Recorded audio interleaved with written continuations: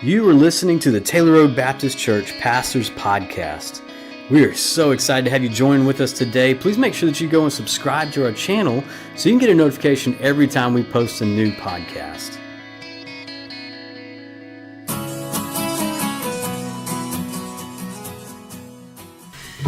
Hey, happy Monday or whatever day this is for you that you're listening to our podcast. I'm here with Seth and Daniel, and we're just going to be talking about a little bit what happened over the weekend and maybe the message, anything else that we can think of. So, how was y'all's weekend? Did you do anything exciting? I painted a chair. That was I saw the picture. I saw that for sale for anybody. I saw that chalkboard paint too. Yeah, getting fancy. Did you sand it ahead of time or just slap the paint on? Well, a little bit of both. I'm waiting for you to lower the price before I bargain. I haggle. Oh. No, I know you had a pretty busy weekend, Clint, and just right out of the onset of this, I guess, or outset, whatever set it is. I just appreciate you and Jenna, and I mean, I don't even want to try to name all the leaders and helpers and volunteers from this weekend because, I mean, we'll miss somebody, but man, like, it just seems like DNow just gets better and better every year, and so I'm just grateful for that opportunity for our students every year, man. Yeah, it's really a fun weekend. And one of the things I love most about it is we do it as a city, and there's a lot of churches that come together to do this, and so it's really exciting to see teenagers from all around the city kind of get on the same page and worship together and studying the same curriculum. And so when they go to school, for Montgomery schools, they were there today, and for everybody else goes back to school tomorrow, they can kind of talk about that. They got the shirts on, they can talk about what they learned this weekend at Disciple Now. And so it's just a really cool event. And you're right, man, there were so many people that helped put this on.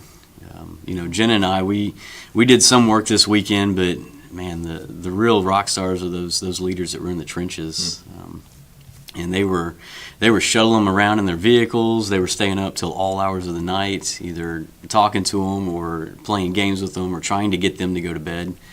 And those group leaders were really the ones that did everything this weekend. So in a nutshell, I mean, I know for me, seeing all the T-shirts yesterday, like in a nutshell, what is the white flag represent? Like, what was y'all's theme this weekend? Yeah, so when we came together last August, we started talking about theme. What is it? What do we want our students to learn? And we just came with this idea of surrender, and really twofold. We want them to surrender their lives to Christ. For first-time salvation or an only-time salvation, I guess.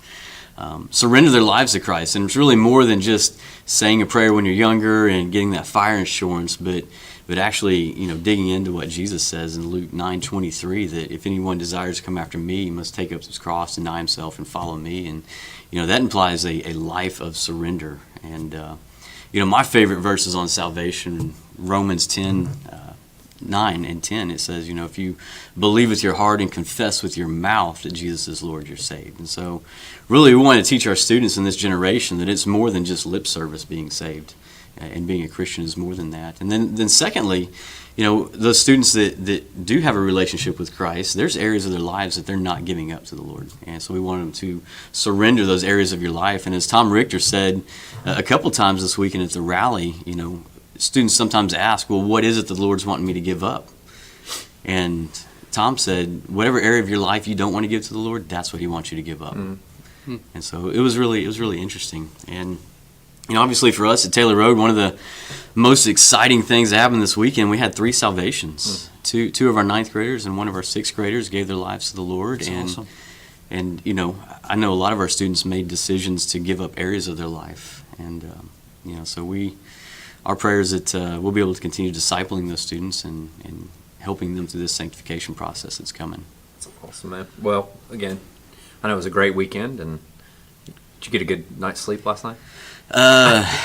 It's the hardest weekend for a youth pastor. I did well. I know some of our leaders that were not used to it. It's a good thing it's a holiday. Yeah, I'm going to give them some time before I ask them to come to camp with us. I'm going to give them some time to forget how rough it was and ask them to come to camp with us. Well, for me, it was a blessing to see, like on stage yesterday, having, I think, 58 students and the leaders up on stage leading worship, and the band did an amazing job as well. And it's just kind of been fun for me over the last few years to see the progression of how God's blessing your ministry, and how God's really He's sending you the kids to be able to work with and disciple and to help them grow in their walk with Christ. And it's just fun to see that progression, how God's blessing your ministry too. So, and yesterday was kind of a visual of that, I think, just to see them all up there. So.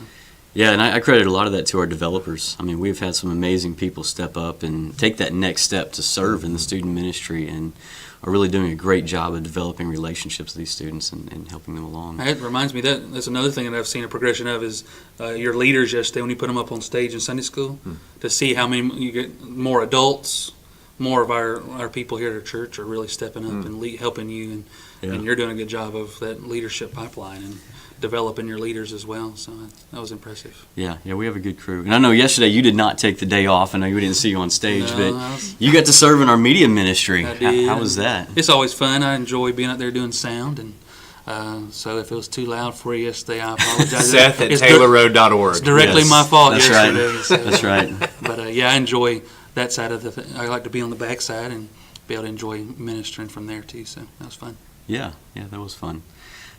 And so, yesterday in your sermon, just a couple notes about that. You talk about self-control, and I love that you went to the Greek, and I'm not even going to try and pronounce whatever the Greek word was, is like in concrete or something like that. Like Krat. Yeah. I can remember that. With a T, right? Emphasis on the T. And just like dominance over self, or mastery of self. And it's not a discipline or a pathway of grace that we think about very often, but just expand on that, just maybe a little bit more. Yeah, or refresh us. It's walking through the passage in 2 Peter. You got all these different things that Peter says to grow in, and so I think our condition as humans is, I need to work on this, I need to work on this, I need to work on this, but we never really answer the question of how. So I know that I need to be reading the Bible. I know that I need to be memorizing and meditating, but how? Well, I need to understand that that's, again, as we've built every week, it's God's voice, it's God's mind, just the grace aspect of that God's gift to us is Himself. And so yesterday, I really wanted to emphasize, and it'll be the same this next week and then the next week, of like belonging to the body. If Peter tells me that I need to grow in endurance, okay, it's one of the areas he tells us to grow in. Well, I need the body of Christ. Like I can't endure on my own. I need a family, a community. And so, yesterday was self-control, and that was it. It's just one of those areas where a lot of times we think, man, I'm going to train myself to do this, and I'm going to fight this fight, and I got this. Whether again, and self-control, it's any area of my life. We were talking about the white flag.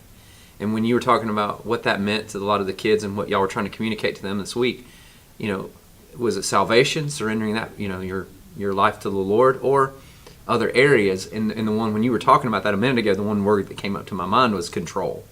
Because that's really the battle that we're constantly fighting in our lives, is who's going to be Lord. And so who's going to be Lord and King over my thought life? Who's going to be Lord and King over my... And it sounds really simple, or maybe overthinking, but I don't think it is. Like, who's going to be Lord and King over what I allow to go into my body, what I do with my time, what I do with my every aspect of my life has a Lord. And so it's either Jesus or it's me. And so self-control then means that I'm not just mastering myself, but I'm allowing Jesus to master me. And so I think that's the heart, the essence of what that looks like. Yeah, it was good. And we had a great discussion in our home group last night about that as well. About just really controlling that desire. And I was reminded of James 1, where he talks about how desire gives birth to sin. And it's not, that temptation, the desire is not necessarily sin, but we need that self-control and the Holy Spirit's presence in our life to say, hey, here it is. Here's a temptation. What are you going to choose? And so I was really reminded of that yesterday. And so I did have a question, because we were in our home groups last night and going through the home group questions that you had put in the app, and one of them talked about over desire. And So I brought my book today. oh, good, Yeah. because honestly, I looked at my home group and I was like, I'm going to be honest with you guys, I think I fell asleep in this part. And I asked my home group to fill me in on it, and they looked at me with blank stares, like they all fell asleep too. And so.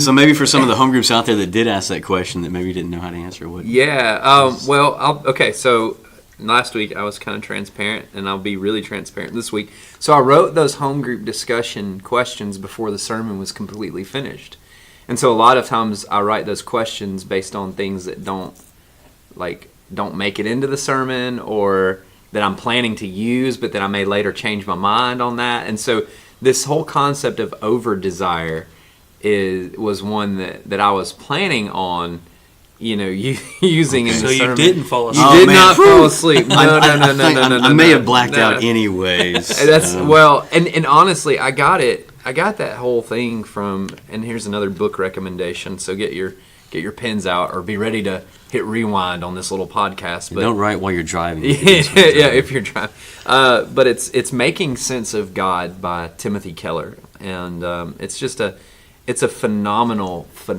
book. And in it, he talks about desires and how we've been wired to desire things and desire fulfillment in life. But he talks about how Augustine, St. Augustine, kind of cracked into this idea that the problem isn't, like I was saying yesterday, the problem isn't desire in and of itself. It's over desire, making that thing more than what God created or intended it to be.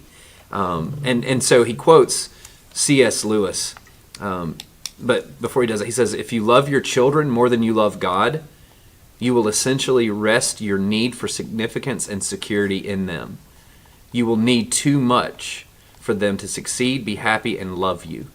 That will either drive them away or crush them under the weight of your expectations, because they will be the ultimate source of your happiness, and no human being can measure up to that. And that's what we were talking about last week at the marriage conference. No human being can live or support the weight of my full desire and longing. He says instead, if you love your spouse or romantic partner more than God, the same things occur. If you love your work or career more than God, you will also necessarily love them more than your family, more than your community. So something has to. So again, these things are not bad in and of themselves, but the problem is, do I allow that desire to overcome me, to master me, or do I let Jesus be the master of those desires? And again, we talked about, in church yesterday, the human desire for love, and sex, and even food, and all these different things. Like, am I going to enjoy them within God's good provision, or am I going to overindulge and find my fulfillment in places other than what God's provided for me? So that's the long answer to the question I did not answer yesterday in my sermon. But that's basically the over desire is, they're not bad things, but it's kind of like Gollum and his ring, in the Lord of the Rings. Nothing wrong with the ring in and of itself, but when it becomes my precious, and I got you. And I've always tried to define idolatry as, and I think this is applicable to some things we've been talking about behind the scenes too. How do I react when it's threatened or taken away? Like, that's how I kind of define idolatry in my life. When something that I love dearly is threatened or taken away from me, or threatened to be taken away from me, how I react tells me a lot about what kind of place that holds in my life. And so, anyway. Interesting. Interesting. And I know, like I said, we've had really good conversations in our home groups about these sermons, and yesterday really we had some great conversations. Seth, I was going to ask you a little bit about home groups. How do you think home groups are going right now? What's kind of the state of our home groups? Yeah, I think our home groups are going great. We got a lot of good groups, a lot of good leaders that are leading their groups well. And one thing that we've enjoyed seeing that we kind of set out to see more this year is our groups really getting out and serving our community in different ways. Some are collecting items and being able to donate to certain ministries in our community. Some are spending time going and cleaning the house for Samaritan Inn and on a regular basis, and just serving together, not only just spending time together and eating together, but they're really going deeper in their discussions and their community and relationships, and then also serving the community together as well. So it's around Montgomery. So that's exciting to see, and more and more people are getting involved.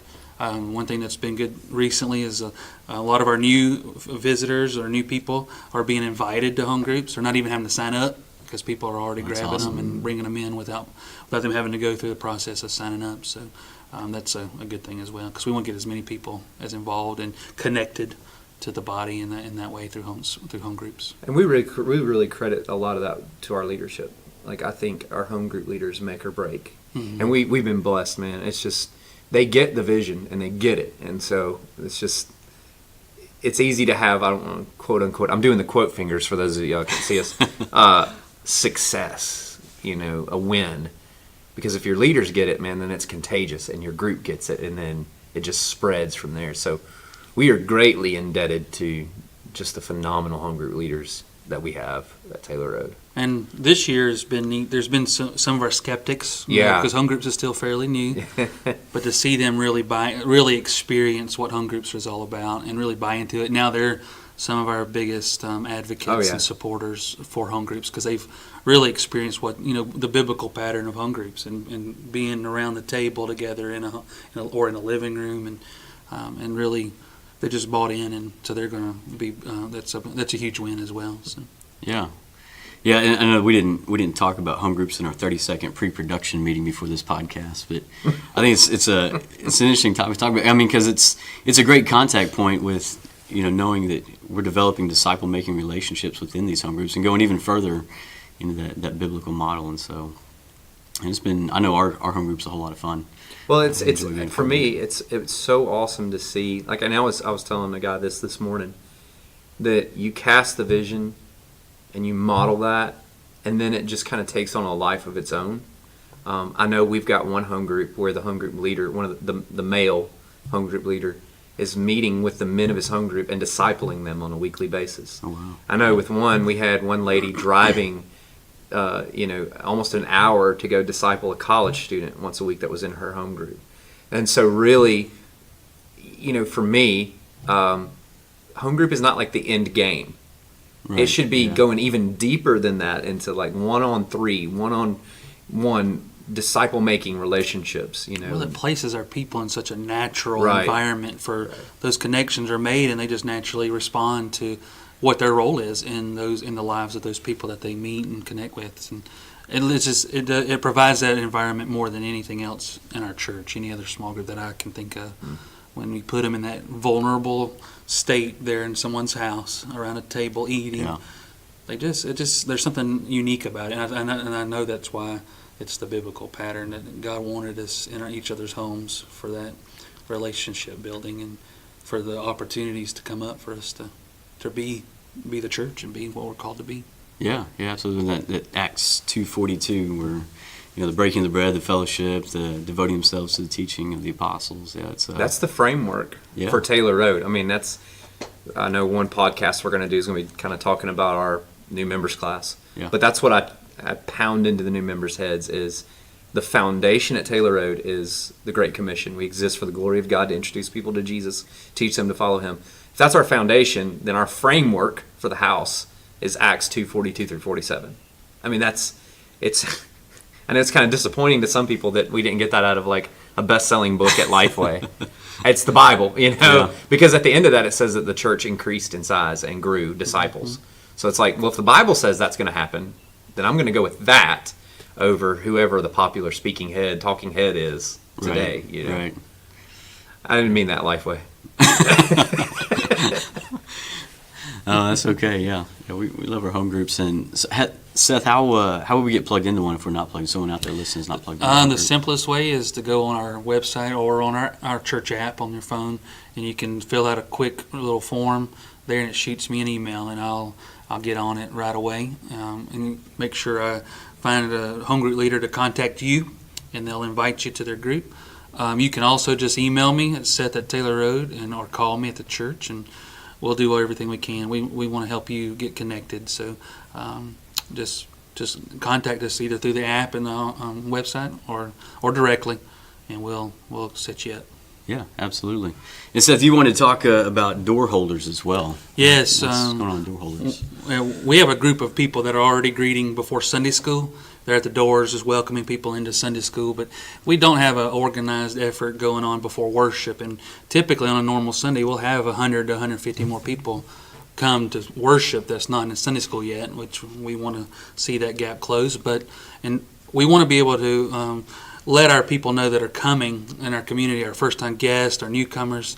We want them to know that we're expecting them, that we're wanting them to be there, and that we're looking for them. And we want to be intentional about being out in the foyer, being at the doors, to really welcome them, to not just say, hey, and here's your bulletin, but to really engage with them and just to make sure they don't need any help, if they need guidance on where to go, if they have children, what do they do with their children, and just answer any questions they have and meet their needs, walk them to a seat, make sure they're comfortable and welcomed. And, I think of it as when you invite someone over to your house, you typically, if you're a normal person, when they're coming over, you meet them at the door.